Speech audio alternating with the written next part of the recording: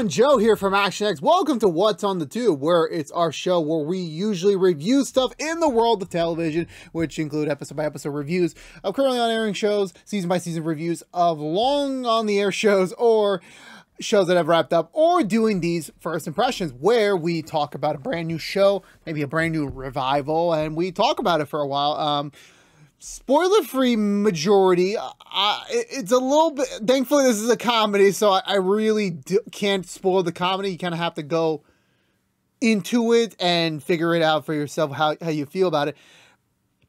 I just want to jump here. I just want to jump into it because, oh my God, what the heck did I just watch? And I say that in a good way. I say that in a good way. I don't mean like as a negative thing. I really don't.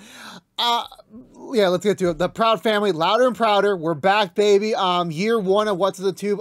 When Disney Plus first launched, which ironically What's in the Tube did launch not with Disney Plus, but around the same time. So a lot of our earlier content came from me binging a lot of old stuff from Disney, similar to how Paramount Plus did with Nickelodeon. So one of the shows that I wanted to revisit badly at the time was The Proud Family. And that honestly was a really, it was a cartoon that had its moment. It had a lot of a fan base at the time. I got a Disney Channel original movie, let's say. And it was great at the time. It really was. Check out our quick impressions on that one. It was a fun one, to say the least. But so going into this one, I don't even know if it was like around the time we did the quick impressions or just shortly afterwards, they announced, hey, we are doing a revival run for Disney Plus, which I was like, let's go, let's do this. I'm excited. I can't wait to see this family again. I thought this was going to be out by 2021, but hey, animation takes a long time. It really does. It's not 1, 2, 3. Animation does take a while, especially as we get more well-detailed and more inverted in the world of animation, especially now seeing how stunning this new revival is. I'm absolutely not surprised why they took so long. And as well as, again, it's not easy just translating an old show that wrapped up back in 2006 all the way to 2022. It's not that easy. A lot has changed with the technology. There's more programs. There's more techniques to be used. The animation's crisper. You have a bigger resolution. And with streaming platforms, you can go really well into the detail and the quality. And they definitely took the advantage there and definitely took the time they needed to come back properly, because again, a good amount of revivals, they don't do so well. I mean, they have the name, but the identity is just not there. I'm very pleased to say that Louder and Prouder does have the same identity as the original show, as well as it has flares of the modern era in a good way. Like, I was surprised that the amount of modern now references and culture references that you got in just these first 2 episodes alone. So definitely they modernized it and brought in over the timeline over to this current time period. And I'm very sad to say that I'm pretty sure it's the same thing with all cartoons. There was a bit of a retcon. They don't mention it in show, but they, if you had watched the original Proud Family movie, they did in that movie say that Penny had turned 16, but in this new iteration, she's back to being 14, which was a bit of a bummer. It really was. I would have liked it if we continued that trope into her being a true 17-year-old or 18-year-old, just taking place after the movie. It just didn't. It's not a total loss, in my opinion. It really isn't. Considering how fantastical that movie was, I think it's fine if that was just a fun one-off side story that you can question its canonicity, which in terms of this show, it's not. And it's really unfortunate. And also, you don't really need to watch the original show to really understand fully that the original show. You really don't. It's not like a canon thing where the stories are carrying over. Like, the personalities there, you really just, you get jumped back into that world.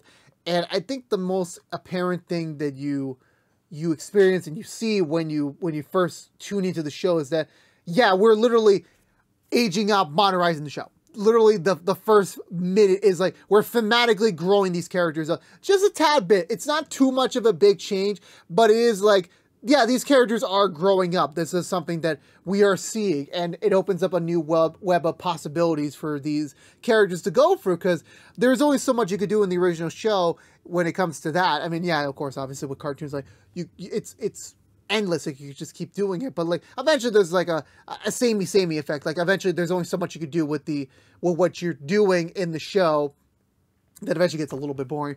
I never found that in the Proud Family. I never got bored with the show, but I do have an inclination that had the show gone on for more than just the 2 seasons in the movie produced, I'm pretty sure we would have had that effect, which I'm very thankful that they, well, I don't think they ended on purpose. I think it was merely just a case of like, yeah, the show ran its course. We're moving on to other projects. We're moving on to other ventures. That's what I thought. And now the audience is there. And to get into this with the new show, talk about just the old characters for a second. Everyone just jive back in right to their old grooves. Again, I only watched The Proud Family again like about a year ago, so I haven't been away from these characters from that long. But all the voice actors are back. Everyone just slides back into their roles. They definitely take advantage of. This is kind of a little bit weird because like there's a lot of mature references we get.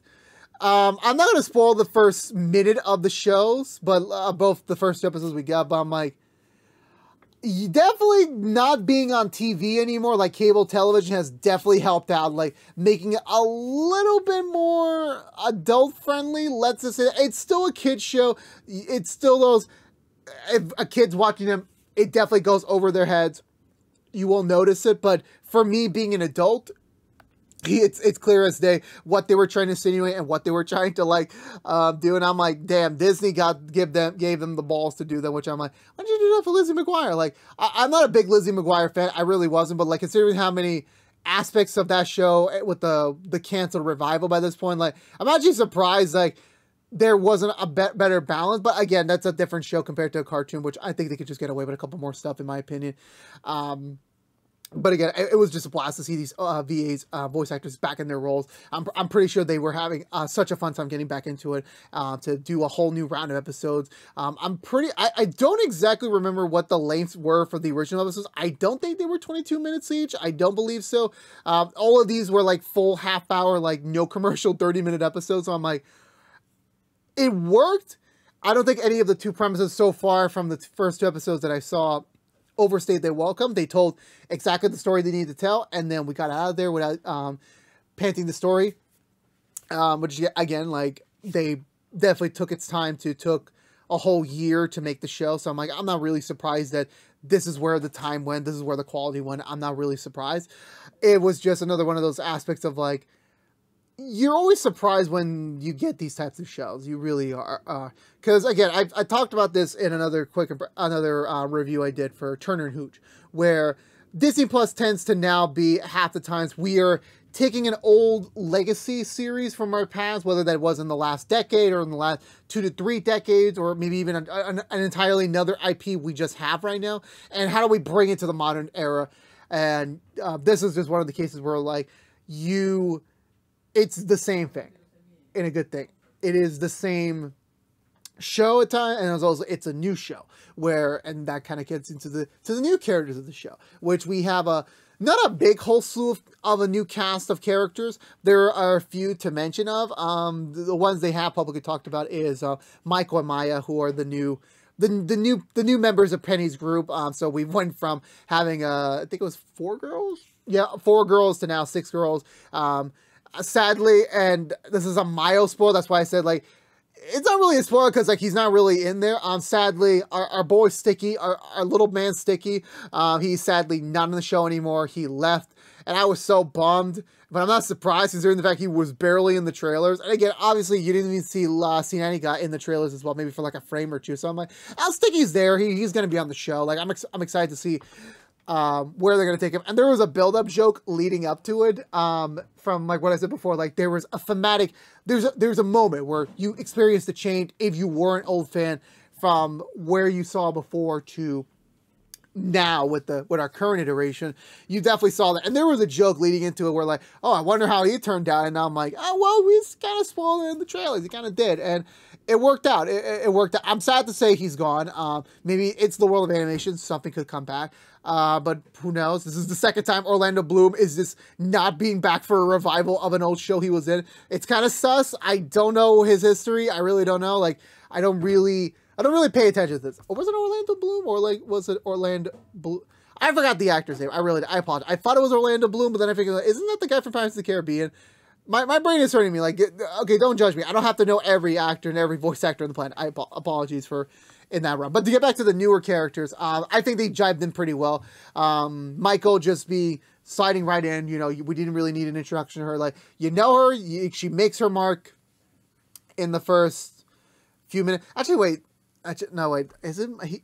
This is what's so confusing for me, because like Oscar said he, but it's clearly she. Like, I apologize if I'm addressing and also identifying her in the wrong pronoun. I apologize. It's a little confusing per se. Not really. Like, there wasn't like much of an introduction for her. She's here.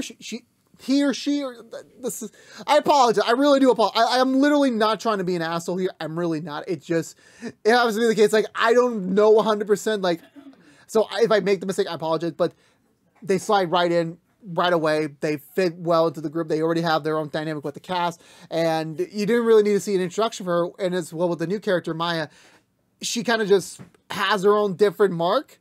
Let's just say that. And it was...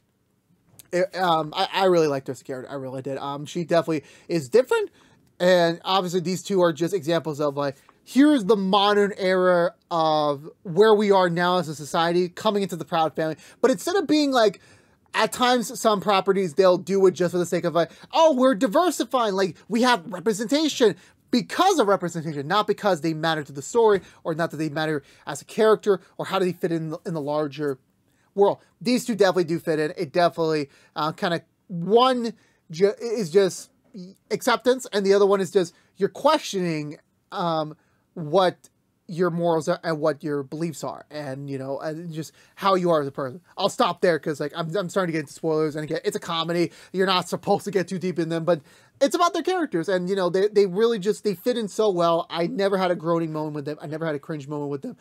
It's an animation show, so while I said I don't have a cringe moment with the characters, there's a couple cringe moments there, and like not really the first episode, like more like the second episode. It was like, okay, I get it, but like it was still funny. They made it work. But there was a couple like moments where I'm like, okay, you're starting to really make fun of it.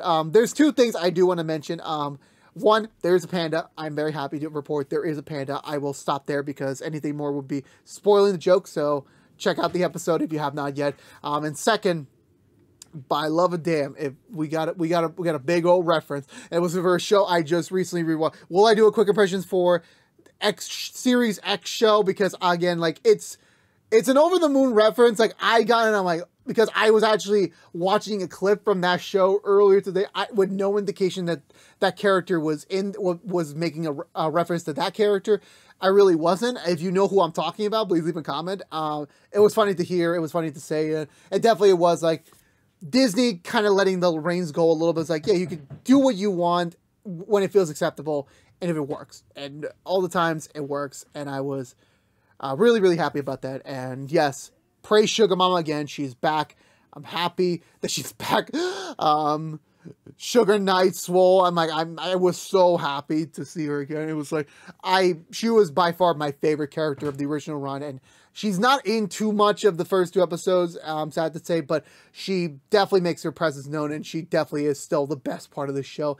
I love her. There is a Funko Pop of Sugar Mama out right now, which I'm very sad to report. I do not have it yet. Some Targets have released them early. Physically, they're not available for shipping yet, but I will do my damn best to get Sugar Mama, and I will when we do come back for the season 1 review, because we're not doing a week to week on this, even though most first impressions are like, we're testing the water. It's a comedy. We're just not going to put ourselves through that, because similar to How I Met Your Father, which we did last month, like, it's a comedy. It's better to review it when you have a lot to talk about and when you're done with a good chunk of it. So we won't be doing week to week on Louder and Prouder, but when we do come back in April or May or such, I don't know how long this season is. I hope it's a long one. If we get like at least 10 episodes out of this run, I'll be like, I'm happy, perfectly happy. Yeah, let's do it. But when we do come back for that review, I will for sure have the Sugar Mama Pop with me. And if I don't, I'm a fake fan. I will never do anything Proud Family related again. I will rescind myself from any Proud Family tweets and posts for the rest of my life. Actually, that's a little too serious. I'm probably not going to do that, to be honest with you. I'm sorry. But anyway, so overall thoughts at the end. I really loved Proud Family, Louder and Prouder, the premiere. It was by far a amazing return back to this universe, an amazing modernization of this story. and I can't wait to see what comes out of it next. I want to see more Sugar Mama. I want to see more of the new characters. I want to see my old peeps back at it again with new adventures. I just want to keep seeing more of it. I really do. And this is hopefully one of those things where like we get more seasons of, because again, the first time around, it didn't last that long as I was hoping for. I'm hoping we get more this time around, and I do, but we'll see how it all goes. We'll see. It's still, this is all beginning. We don't know how, I don't know how the I literally have not read a single other review about this show yet, because I just want to go into this for my first time. I had to go for an entire day of work, so I had to wait. But no, overall, I loved it. I really did. I can't wait to start watching this week to week every Wednesday.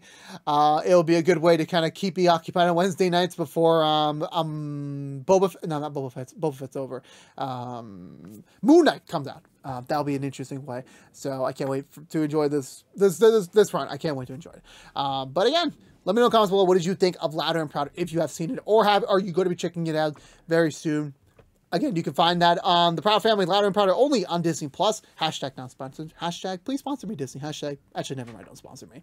But I think that's going to do it for me today, everyone. And so if you're unaware, this has been What's on the Tube from ActionX, talking about and reviewing the first 2 episodes of the Proud Family, Louder and Prouder. Again, only on Disney+. If you want to know what we're doing normally in What's on the Tube, beside our quick impressions or first impressions, normally we would be doing episode-by-episode reviews of airing shows such as this time around The Rookie and Walker. Those will be back next week, so check them out. We've done a Proud Family quick impressions a couple years ago during our launch, so I apologize if the quality there, it's a bit lackluster, because we were just starting out the show then. So, but still, go check that out if you want to hear my thoughts on the original show before getting into this revival, as well as yeah.